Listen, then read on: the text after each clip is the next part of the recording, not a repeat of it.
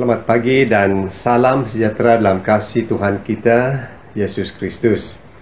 Kita bersyukur kerana kita dapat beribadah sekali lagi pada pagi ini. Walaupun dalam beberapa minggu yang sudah kita beribadah dalam talian, kita percaya bahawa Tuhan Yesus terus menyertai setiap pribadi kita. Dan dengan adanya kita, keluarga kita berkumpul di rumah masing-masing, saya percaya ianya memberi masa untuk setiap keluarga kita berdoa dan merenungkan firman Tuhan bersama-sama. Ianya juga mengeratkan hubungan ahli keluarga kita masing-masing. Bapak, Ibu, saudara-saudari yang Tuhan Yesus kasihi, untuk makluman kita, esok 1 Jun 2020 adalah mulainya perayaan Gawai Dayak. Diingatkan kita masih dalam Perintah Kawalan Pergerakan Bersyarat PKPB. Bagi anggota gereja kita yang merayakan Hari Gawai Dayak, kita hanya dibenarkan merayakan Hari Gawai Dayak pada hari pertama, iaitu pada 1 Jun 2020. Satu hari sahaja bersama dengan keluarga terdekat kita, dan jumlah tetamu tidak melebihi daripada 20 orang. Bagi anggota gereja kita yang menyambut Gawai Dayak, saya ingin mengucapkan selamat menyambut Hari Gawai Dayak. Gayu Guru Gerai Nyamai. Selepas ini kita akan mengangkatkan puji-pujian, bahkan juga penyembahan kita untuk meninggikan nama Bapa kita di surga, dan juga mendengar daripada sabda firman Tuhan yang akan disampaikan oleh Reverend Robin Ato. Untuk meneruskan kebaktian kita pada pagi ini, mari kita berdoa dan saya akan pimpin kita dalam doa. Mari kita berdoa. Haleluya Bapa kami di surga, Bapa yang kami sembah dalam nama Tuhan Yesus. Pada pagi yang indah ini kami mengucap syukur kerana Tuhan sungguh baik untuk setiap pribadi kami, sehingga kami dapat beribadah pada pagi ini. Kami tahu Tuhan terus menyertai setiap pribadi kami. Dimanapun jemaat Tuhan berada pada saat ini, yang duduk di rumah ataupun yang sedang bertugas, Tuhan Engkau akan terus hadir dengan setiap pribadi kami. Terima kasih Bapa. Tuhan, kami berdoa juga untuk jemaat Tuhan yang dalam keadaan lemah tubuh ataupun sakit menyakit. Tuhan, kami doakan Engkau akan pulihkan keadaan kami, beri kesembuhannya terus menerus untuk setiap pribadi kami, dan lewat daripada semua itu nama Tuhan dimuliakan. Kami juga doakan karena pada saat ini, pada masa ini, virus yang menjangkiti, kami doakan juga Tuhan supaya jemaat Tuhan tidak terjebak dalam virus ini ataupun COVID-19 ini. Kami doakan juga Tuhan untuk barisan hadapan, baik para doktor, baik para jururawat, itu juga dengan petugas-petugas yang lain. Engkau akan lindungi supaya setiap pribadi mereka tidak dijangkiti dengan COVID-19 ini. Terima kasih Bapa. Dan seterusnya juga kami akan mengangkatkan puji-pujian kami dan juga penyembahan kami untuk meninggikan nama Bapa kami di surga, bahkan juga mendengar daripada sabda firman-Mu. Terima kasih Bapa. Engkau akan terus menyertai. Dalam nama Tuhan Yesus kami berdoa serta mengucap syukur. Amin. Bersama kami dalam puji-pujian dan penyembahan, dan juga mendengar daripada sabda firman Tuhan. Tuhan Yesus memberkati. Kekal sehat, kekal selamat.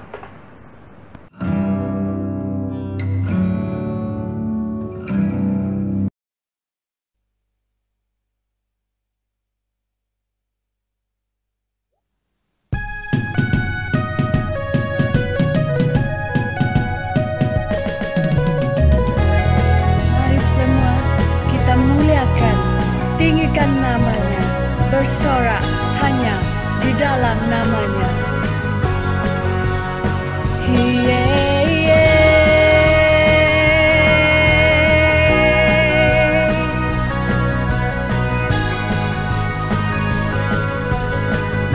Mari nyatakan. Batu karang yang teguh, kota benteng dan perisaiku, yang menang kalahkan maut.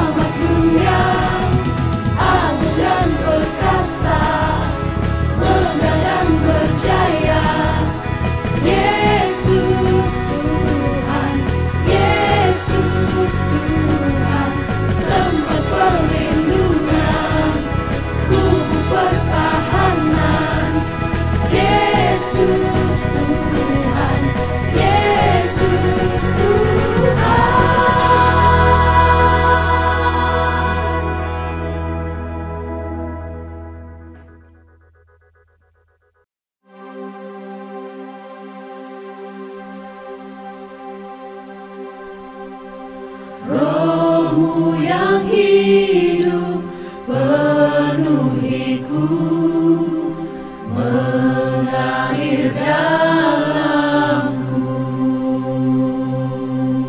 Jiwa kami tenang, Jiwaku tenang bersamamu dalam naunganmu.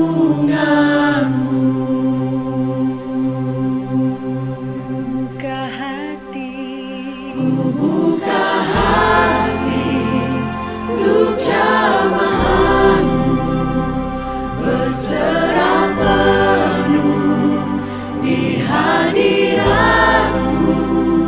Kau ambil alih seluruh hidupku, di altarmu menyembahmu.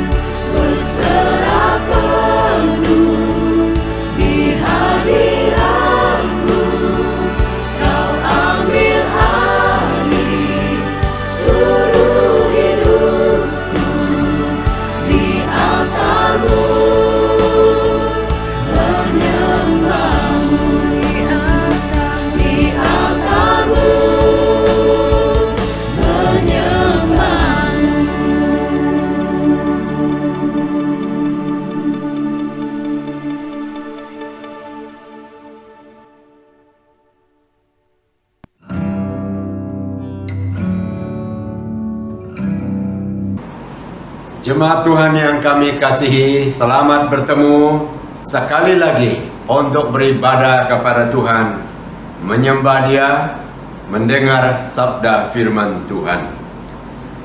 Untuk hari ini kita akan melihat daripada firman Tuhan yang terambil daripada Matius 24 ayat 37 sampai 44. Saya akan membaca untuk kita yang demikian bunyi firman Tuhan. Sebab sebagaimana halnya pada zaman Nuh, demikian pula halnya kelak pada kedatangan Anak Manusia. Sebab sebagaimana mereka pada zaman sebelum air bah itu makan dan minum, kawin dan mengawinkan, sampai kepada hari Nuh masuk ke dalam bahtera. Dan mereka tidak tahu akan sesuatu sebelum air bah itu datang dan melenyapkan mereka semua. Demikian pula lah halnya kelak pada kedatangan Anak Manusia. Pada waktu itu kalau ada dua orang di ladang, yang seorang akan dibawa dan yang lain akan ditinggalkan. Kalau ada dua orang perempuan sedang memutar batu kilangan, yang seorang akan dibawa dan yang lain akan ditinggalkan. Karena itu, berjaga-jagalah sebab kamu tidak tahu pada hari mana Tuhanmu datang. Tetapi ketahuilah ini, jika tuan rumah tahu pada waktu mana pada malam hari pencuri akan datang, sudahlah pasti ia berjaga-jaga dan tidak akan membiarkan rumahnya dibongkar. Sebab itu hendaklah kamu juga siap sedia, karena Anak Manusia datang pada saat yang tidak kamu duga. Demikian jauh pembacaan kita. Saudara yang kami kasihi, daripada bacaan ini saya angkat satu tema yang berbunyi demikian: persiapan menanti kedatangan Tuhan Yesus kedua kali di dunia ini. Persiapan kita menanti kedatangan Tuhan Yesus ke dunia ini kali yang kedua. Saudara, segala yang telah dinubuatkan dalam firman Tuhan pasti akan digenapi berkenaan dengan kedatangan Tuhan Yesus ke dunia kedua kali ini.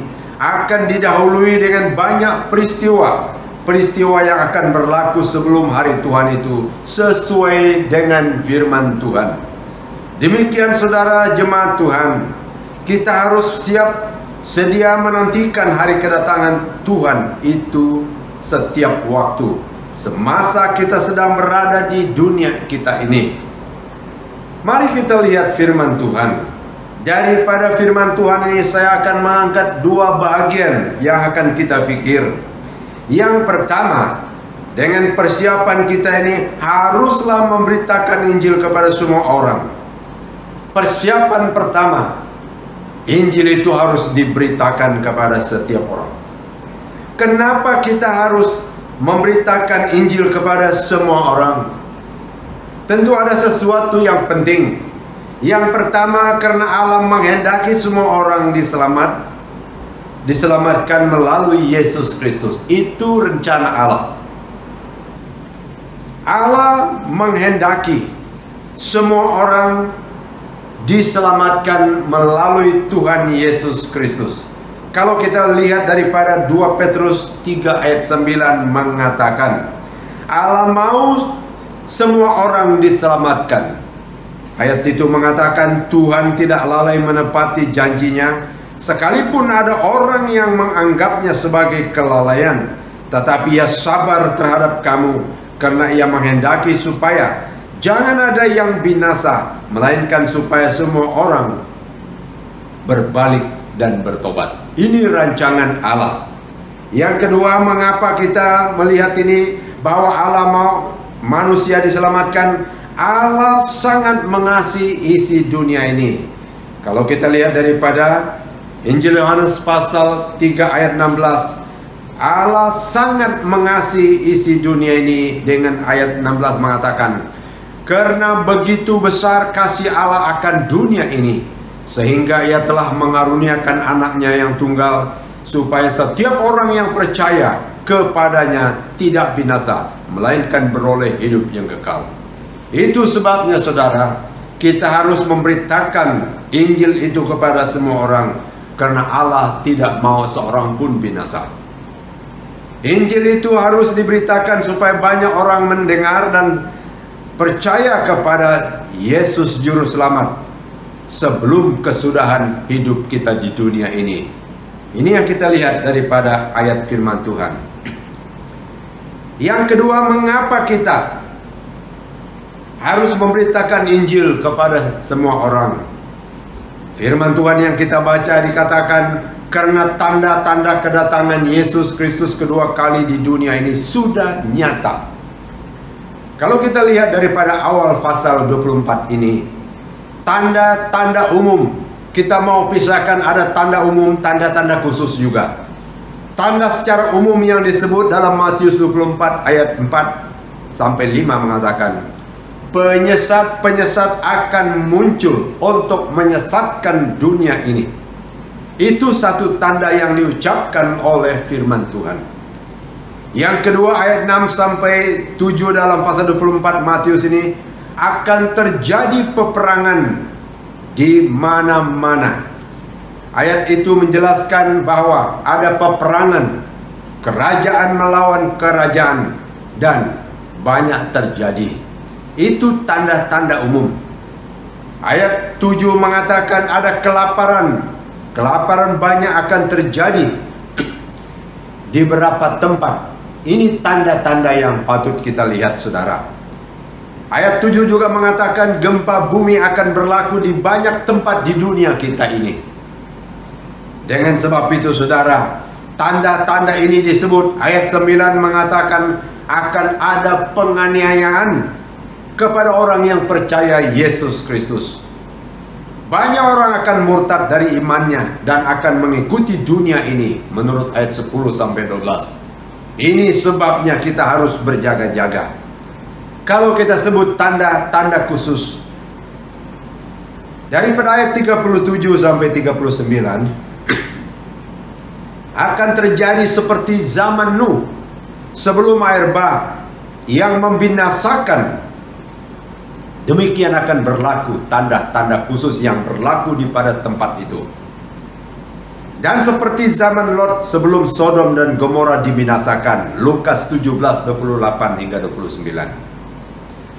Orang akan makan minum, mabuk berlaku, tanpa sadar apa yang akan terjadi seterusnya, sesuai dengan ayat 38. Saudara yang kami kasihi, setelah itu kita melihat lagi orang akan kawin dan mengawinkan. Maksudnya di sini terjadi kawin cerai dan sebagainya, terjadi percabulan. Mereka terus hidup dalam keadaan seperti ini tanpa sadar apa yang akan berlaku sampai kepada waktu hari yang dahsyat itu datang dan semuanya binasa. Ini tanda-tanda sudah nyata. Itu sebabnya Injil harus diberitakan. Saudara, manusia tidak sadar akan hal ini. Saya contohkan, kalau seorang ibu hamil akan bersalin melahirkan anak, jarak waktu mulai sakit hingga ke masa melahir itu mungkin sekitar 6 jam atau lebih. Saya tidak banyak tahu tentang itu. Dan yang pasti bahwa jarak sakitnya juga lama antaranya. Tetapi semakin dekat kelahiran itu, semakin dekat waktu melahir, jarak sakitnya juga semakin sering. Demikianlah terjadinya tanda-tanda yang kita lihat pada zaman sekarang ini. Semakin banyak, semakin sering berlaku apa yang kita lihat daripada firman Tuhan secara umum dan khusus ini. Tanda-tanda zaman kita ini sering berlaku, dan semakin waktu berdekatan antara satu peristiwa ke satu peristiwa di dunia kita hari ini. Selain daripada itu, kita melihat gunung akan meletus. Kalau gunung meletus, contohnya ada orang beri papan tanda atau notice board yang berbunyi gunung ini akan meletus. Diletak di kaki gunung supaya setiap penghuni tempat itu akan keluar berjaga-jaga. Untuk kita hari ini, saya dan saudara berkenaan dengan kedatangan Kristus kedua kali ini, notice board kita adalah firman Allah. Alkitab kita yang di dalamnya ada tertulis tanda-tanda yang perlu diperhatikan supaya kita ini ambil peduli tentang hidup ini. Saudara, itu persiapan kita. Injil itu harus diberitakan supaya semua orang memahami dan mendengar, percaya Yesus dan diselamatkan. Bagian yang kedua adalah persiapan kita haruslah bertobat dari dosa. Ini penting sekali. Bukan saja tahu tentang tanda ini, tetapi harus keluar balik kepada Tuhan, tinggalkan dosa. Kalau kita lihat ayat firman Tuhan, harus dilahir baru dalam hidup kita ini. Waktu Yesus bertemu dengan Nikodemus, Yohanes 3 ayat 3, ayat 5 sampai 6 mengatakan, Yesus menjawab katanya, "Aku berkata kepadamu Nikodemus, sesungguhnya jika seorang tidak dilahirkan kembali, ia tidak dapat melihat kerajaan Allah." Ayat 5 mengatakan, jawab Yesus, "Aku berkata kepadamu, sesungguhnya jika seorang tidak dilahirkan dari air dan roh, ia tidak dapat masuk ke dalam kerajaan Allah." Saudara, demikian ayat-ayat ini disambung dengan ayat 6 mengatakan, apa yang dilahirkan dari daging adalah daging, dan apa yang dilahirkan dari roh adalah roh. Perubahan hidup, lahir kembali secara rohani ini penting. Ini caranya untuk persiapan. Persiapan kita harus bertobat dari dosa. Yang kedua adalah harus membuang segala kejahatan dari kehidupan kita. Dalam Yakobus 1 ayat 21 mengatakan, sebab itu buanglah segala sesuatu yang kotor dan kejahatan yang begitu banyak itu, dan terimalah dengan lemah lembut firman yang tertanam di dalam hatimu, yang berkuasa menyelamatkan jiwamu. Penting sekali kita harus membuang segala kejahatan dari hidup kita. Yang ketiga, harus menggantikannya dengan sifat-sifat Kristus. Apabila kita melihat dalam Galatia pasal 5, sifat Kristus itu yang disebut dengan buah Roh Kudus. Galatia 5 ayat 22, tetapi buah roh ialah kasih, sukacita, damai sejahtera, kesabaran, kemurahan, kebaikan, kesetiaan, kelemah lembutan, penguasaan diri. Tidak ada hukum yang menentang hal-hal itu. Barang siapa menjadi milik Yesus Kristus, ia telah menyalibkan daging dengan segala hawa nafsu dan keinginannya. Jika kita hidup oleh roh, baiklah kita juga dipimpin oleh roh. Tinggalkan dosa, balik kepada Kristus, biarlah sifat Kristus mengganti dalam hidup kita, dipimpin oleh roh. Yang seterusnya, harus mulai bersaat teduh bersama Tuhan setiap hari, dirubah, dilahir baru. Kalau dulu memang tidak ada waktu untuk itu, sekarang kita mulai saat teduh di hadapan Tuhan setiap hari. Seterusnya, kita harus hidup melakukan firman Tuhan, bukan hanya mendengar dan berkata-kata saja, tetapi melakukan firman Tuhan. Yakobus 1 ayat 22 mengatakan, tetapi hendaklah kamu menjadi pelaku firman dan bukan hanya pendengar saja. Sebab jika tidak demikian, kamu menipu diri sendiri. Sebagai seorang dilahir baru, diganti dengan sifat Kristus masuk dalam hati kita, kita adalah orang yang siap melakukan firman Allah. Bukan mengetahui saja, bukan mendengar, tetapi melaksanakan firman Tuhan dalam hidup ini. Saudara, itulah persiapan yang harus kita buat menjelang kedatangan Kristus yang kedua kali. Sebab Tuhan akan datang. Kita harus persiapkan hidup ini. Saya akan simpulkan demikian. Pada waktu kita akan masuk ke dalam kekekalan nanti, waktu pindah dari dunia dan hidup ini, Banyak orang akan kecewa dan rasa menyesal tentang kehidupannya yang telah berakhir di dunia kita ini. Karena pada waktu kita berada di dunia ini, kita tidak banyak untuk berdoa kepada Tuhan.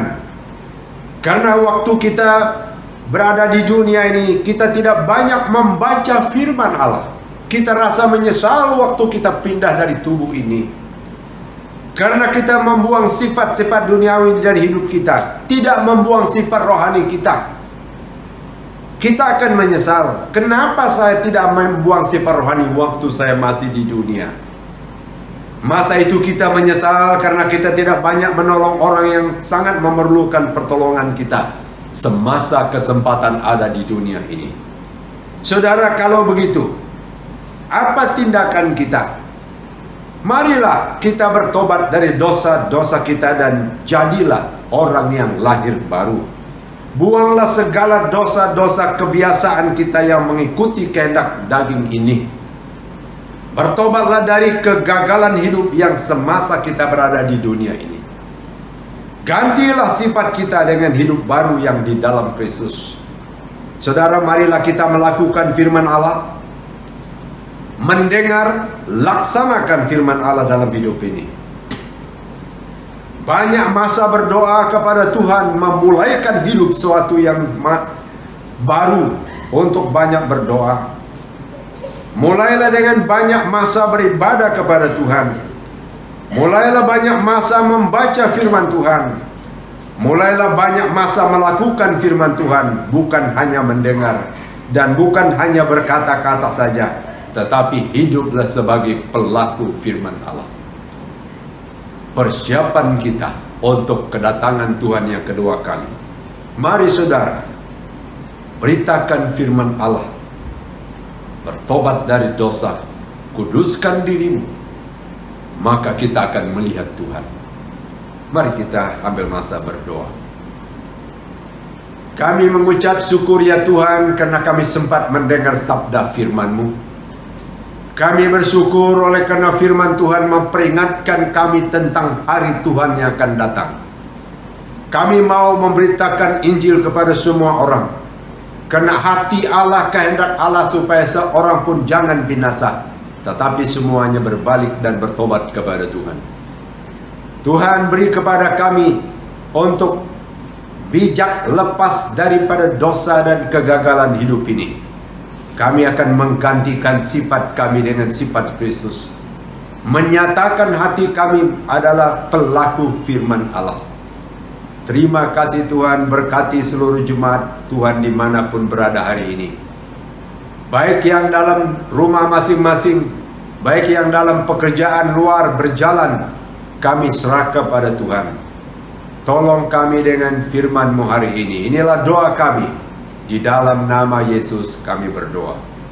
Amin. Tuhan memberkati kita.